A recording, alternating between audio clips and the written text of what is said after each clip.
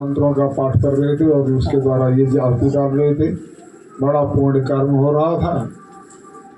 मैं थोड़ा सा इसमें संदेश देना चाहता हूँ, कुछ आप लोगों को प्राप्त होता रहे, कुछ आर्य भाषा में। तो एक मंत्र है जो आप उससे परिचित हैं, और कितना परिचित है ये आपको पता होगा, लेकिन है वो बहुत प्रसिद्ध है और चारों वेदों में आया हुआ। सबसे बड़ी बात, चारों वेदों में आया। मैं एक बार मंत्रों को देख रहा था तो 8-9 मंत्र हैं जो चारों वेदों में, कितने 8-9 ऐसे कुछ हैं मंत्र जो चारों वेदों में है। और वह एक मंत्र है जो आपको आचमन के रूप में संध्या जो प्रयोग करते हैं, शम्नो देवी भ्रष्टे आपको बहुत पीते संयोर अभिश्रवंतरा। ये आपके चारों वेदों में है, एक वेद में नहीं, चारों वेदों में है। और तो चारों वेदों में 4 प्रकार के उसके अर्थ हैं। अब जैसा कि ऋग्वेद ज्ञान कांड है तो ज्ञान के रूप में इसके प्रयोग करेंगे, और यजुर्वेद में जैसा कर्म कांड है तो उसको हम कर्म के रूप में लेंगे, और जब वह सामवेद में होगा तो हम उसको उपासना के रूप में लेंगे, और जब वह अथर्ववेद में होंगे तो हम उसको विज्ञान के रूप में लेंगे। इस प्रकार उसका चारों अर्थ 4 प्रकार के होंगे। परंतु एक सामान्य अर्थ जो आपके लिए उपयुक्त है और यहाँ काम्य के साथ हम लेकर बैठे हैं, तो उसको अर्थ मैं प्रकट कर रहा हूँ, जरा ध्यान देंगे। क्योंकि हम नित्य प्रतिदिन उसका पाठ करते हैं, लेकिन जब तक हम अर्थ का ज्ञान नहीं होगा तब तक वह काम सार्थक नहीं होगा। क्या नहीं होगा? सार्थक नहीं होगा। अगर हम मंत्रों का पाठ करते हैं तो 3rd क्लास का काम होगा। अर्थ सहित जब हम उसका पाठ करते हैं तो सार्थक अर्थात मध्यम का होता है, और जब उस मंत्र को हम भाव के साथ कर लेते हैं तो वो उत्तम प्रकार का होता है। तो भाव तभी बनेंगे जब आपको अर्थ का ज्ञान होगा। अर्थ सार्थक करेंगे, और सार्थक तब करेंगे जब हम अर्थों पर विचार करेंगे, चिंतन करेंगे। इस वास्ते जरूरी है कि हम उन मंत्रों पर थोड़ा सा विचार करते चलें, तो जिससे कि हम जीवन में उसको उतार पाएँ, घटा पाएँ। अभी ये जोड़ने का काम चल रहा है, मंत्रों का जो पाठ हो रहा है, और थोड़ा सा यहाँ श्रवण मनन हो रहा है, वेद का स्वाध्याय सुनना और सुनाने का काम हो रहा है। ये सब जोड़ने का है, और जब जोड़ लेंगे, सुन लेंगे, तो जब उसको मनन करेंगे तो घटाने वाली बात आएगी। तो वो मंत्र है शम्नो देवी रविष्टय आपो भवन्तु पीतये। इसका अर्थ आप तो जानते हैं, अभिष्टय। जो अभिष्ट है, अगर पूछे अभिष्ट क्या है, जब यहाँ प्रश्न खड़ा करते हैं तब सोचनीय हो जाता है अभिष्ट क्या है। हमारे संसार में हम आज समाज में पूरे जीवन में हम जोड़ते चले आ रहे हैं, और सबको अभिष्ट हम अभिष्ट नहीं मान करके बस केवल जोड़ रहे हैं। अर्थात बाहर से कबाड़ ला रहे हैं और अपने अंदर डाल रहे हैं। उसका एक उदाहरण है, जैसे मोबाइल में आप देखिए, जब आप खोलेंगे तो नाना प्रकार की अनाप शनाप की वस्तुएं आ जाती हैं, अथवा जब टीवी खोलेंगे तो जो नहीं देखना चाहते वह सामने आ जाता है। उसमें संस्कार की बातें नहीं होती, असंस्कार वाली बहुत ज़्यादा है, जो हमें ग्राह्य नहीं है। ऐसी चीज़ें हमें दिखाई देती हैं, और आँख नाक कान अर्थात अपने वाह अपने इंद्रियों के द्वारा उसको हम श्रवण करते हैं, और उसको संस्कार के रूप में हम उतारते चले जाते हैं। जैसा कि अशोक सुबह और कल भजन और गीत गा रहे थे, तो हम उच्च आदर्शों वाला हूँ, लेकिन तब होंगे जब उसको जान पाएंगे, कर पाएंगे। नहीं तो विधर्मियों वाला हम आचरण करते चले जा रहे हैं। जोड़ तो रहे हैं, लेकिन जो जोड़ना चाहिए वो नहीं जोड़ पा रहे हैं, और जो नहीं जोड़ना चाहिए उसी को हम अभिष्ट समझ रहे हैं। तो अगर अभिष्ट क्या है इसको जानना है, तो इसकी मंत्र पूर्ति के लिए वेद मंत्र की पूर्ति वेद मंत्र से ही हम कर रहे हैं। वो है सुता मया वरदा वेद माता प्रचोदयन्ता पावमानी द्विजाना। वह वेद माता कैसी है? स्तुति योग्य, स्तुत्य योग्य है। स्तुता मया वरदा, वरदा माने वरदान देने वाली है। स्तुता स्तुति करने योग्य, स्तुता मया मेरे द्वारा, स्तुता मया वरदा वेद माता। वह वेद माता स्तुति करने योग्य है और वर देने वाली है। और कैसी वर देती है? जो अभिष्ट है। कैसे? स्तुता मया वरदा वेद माता प्रचोदयन्ता।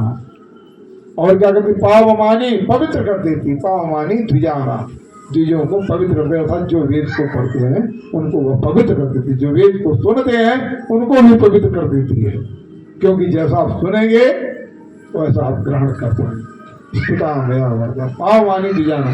और क्या करती है, अब अभिष्ट में क्या वो बता रही, आयु प्राणम प्रजाम पशुम कीर्तिम द्रविड़म ब्रह्मवर्चसम। आयु प्राणम प्रजाम पशुम कीर्तिम द्रविड़म ब्रह्मवर्चसम। कितने हो गए, 7। इन 7 को देने वाली है और यही 7 हमारे लिए अभिष्ट हैं, और इनके लिए हम कितना कर पा रहे हैं ये आप जान। ये अभिष्ट हैं, संसार में आकर अगर उनको इकट्ठा किए, इनके लिए अगर हमने पुरुषार्थ किया तो आपका पुरुषार्थ सफल है, अगर इसके अतिरिक्त कर रहे हैं तो आपका पुरुषार्थ निष्फल है। इसलिए हमें वेद पढ़ना चाहिए, वेद का स्वाध्याय करना चाहिए, वेद का श्रवण और मनन करना चाहिए। तो स्तुता मया वरदा वेद माता। और एक शब्द आया पवमानी, वो पवमान है। पवमान शब्द का अर्थ होता है, यहाँ प्रकट कर रहा हूं, थोड़ा सा विशेष ध्यान रखेंगे। पवमान होता है, पवमान पवित्र करने वाला, पवित्र करने वाला। पवित्र करने के लिए तो जल भी पवित्र करता है, परंतु जल पवमान नहीं है। हम माता पिता भी पवित्र करते हैं, बुराइयों को दूर करते हैं, परंतु हम पवमान नहीं है। पवमान वो होता है जो पवित्र तो करे परंतु अपवित्र ना हो। ध्यान दें, जो पवित्र करे परंतु अपवित्र ना हो। आप जल से स्नान करते हैं, वह जल क्या हो जाता है, अपवित्र हो जाता है। जो पेय जल है वो अपेय हो जाता है, अर्थात पवित्र तो किया लेकिन अपवित्र हो गया, इस वास्तव पवमान नहीं है। माता पिता भी बच्चे को पवित्र करना चाहते हैं, मित्र सारे करना चाहते हैं, परंतु उनके अंदर क्रोध आ जाता है, वो उसे दूषित हो जाते हैं, इस वास्तव वो भी पवमान नहीं है। संसार में अगर पवमान आप देखेंगे तो केवल दो हैं पवित्र पवमान, इसलिए पवमान की आहुति की जाती है। और यहाँ पवमान कौन है, पवमान ये तो वेद माता है, उस पर कोई प्रभाव नहीं पड़ता, कोई परिवर्तन नहीं होता। जैसा कि शास्त्री हमारे वेद पाठ करते हैं, वेद पाठ 8 प्रकार के विकृति पाठ है। ये संहिता पाठ हो रहा है, जो आप सुन रहे हैं ये संहिता पाठ है, और जब आप सुनाते हैं वो 8 पाठ है। जटा माला शिखा रेखा ध्वज दंडो रथो गना, ये 8 जो हैं ये 8 पाठ हैं, ये विकृत हैं। और इस विकृति के कारण, इस विकृत पाठ के कारण वेद में कभी विकृति आती ही नहीं है। जैसा कि तिवारी जी कहते हैं, बार बार सुनाने की प्रयास करते हैं। तो पवमान कौन है? 2। एक तो आपकी अग्नि, मैं बहुत जल्दी समाप्त करना चाहता हूँ। एक तो आपकी अग्नि है, जिसमें अग्नि डालते हैं, अग्नि में कितने पदार्थ डाल दीजिए उसको तो पवित्र करती है, परंतु ये कभी भी अपवित्र नहीं होती है, अगर होती है तो ही। और दूसरा वो परमपिता परमेश्वर है, आप कितने भी दोष कर लीजिए, कितने भी अपवित्र हो, वो सबको पवित्र कर देता है, वह कभी भी पवित्र नहीं होता। तो ये पवमान है, तो ये वेद माता जो हमें पवित्र करने वाली पवमान और ब्रह्मवर्चस को देने वाली है। ये हमें चाहिए इस मानव जीवन में। अगर इस मानव जीवन में आपने नहीं प्राप्त किया तो आपको फिर प्राप्त करने के लिए मौका नहीं मिलेगा। किसी अन्य होने में एक कर्म आप नहीं कर सकते। तो पवमान, और फिर अगला गया ब्रह्मवर्चसम मह्यम दत्ता, मुझे दे करके, अर्थात सांसारिक जितने भी पदार्थ आपने प्राप्त किया है, आयु प्राणम प्रजाम पशुम कीर्तिम द्रविणम ब्रह्मवर्चस, जो कुछ भी आपने प्राप्त किया है सब छोड़ करके वो ब्रह्मलोक हो जाओ। ब्रजत ब्रह्मलोकम, अर्थात मोक्ष धाम को आप प्राप्त हो। लेकिन कब? जब आप इसे प्राप्त करेंगे तब। कौन कौन से? आयु प्राणम प्रजाम पशुम कीर्तिम द्रविणम ब्रह्मवर्चसम मह्यम दत्ता ब्रजत ब्रह्मलोकम। जब आप इसको देखेंगे सन्नो देवी दृष्टि, तब आप जाकर पूर्ति हुई आपो भवंत पीते। जब ब्रह्मवर्चस की प्राप्ति करेंगे तो आपो भवंत पीते। और अंत में प्रार्थना किया, अभी श्रवण तो ना, चारों तरफ से वर्षा हो इन सब चीजों की, कितनी बड़ी कामना है।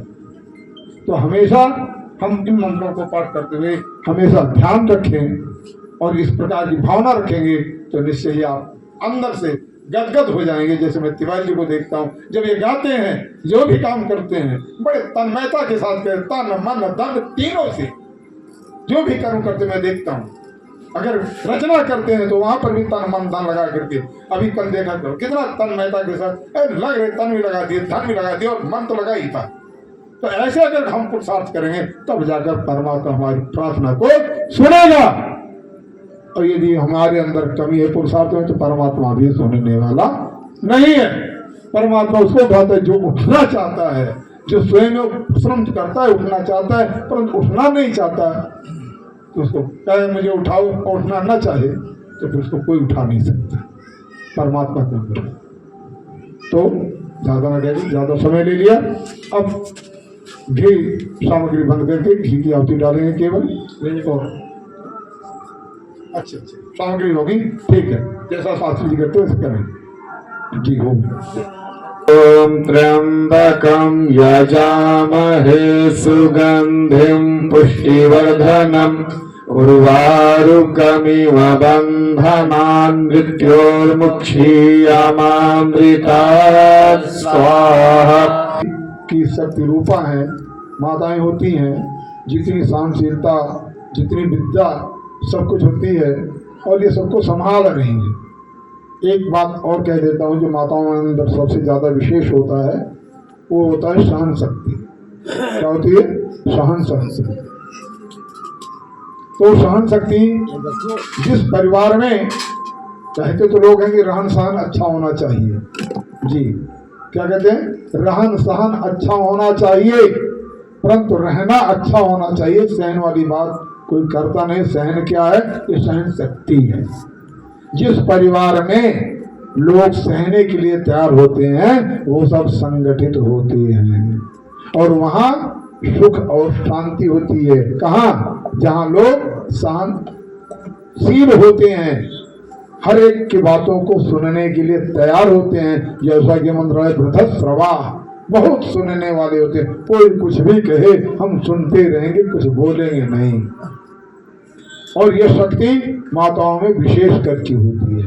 बच्चे बार बार एक ही प्रश्न को पूछते हैं और माता बार बार हम दोष, बच्चे माताओं के सामने नाना प्रकार के दोष करते हैं, माता उसे भुला देती है, ध्यान ही नहीं रखती है।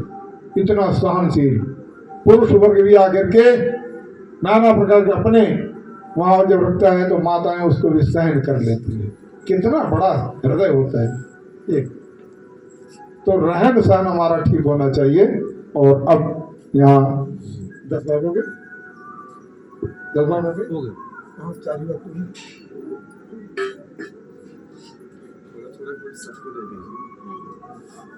वैसे भी तस्वीर है, मुझे भी सहनशीलता दीजिए।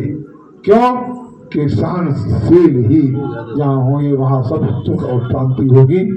परमात्मा कितना सहन करता है जी। अब व्यवस्था हो गई है, अब शास्त्री जी आपको मन के द्वारा ओम यदस्य कर्मणोत्यरीरिचं यद्वान्योनमिहाकरम् अग्निष्ठा सुष्ठा सर्वं सुष्ठं सुहृतं करोतु मे अग्नये सुष्ठकृते सुहृताहुते सर्वप्रायश्चित्ताहुतीनां कामानां समधयित्रे सर्वान् कामान् समधय स्वाहा।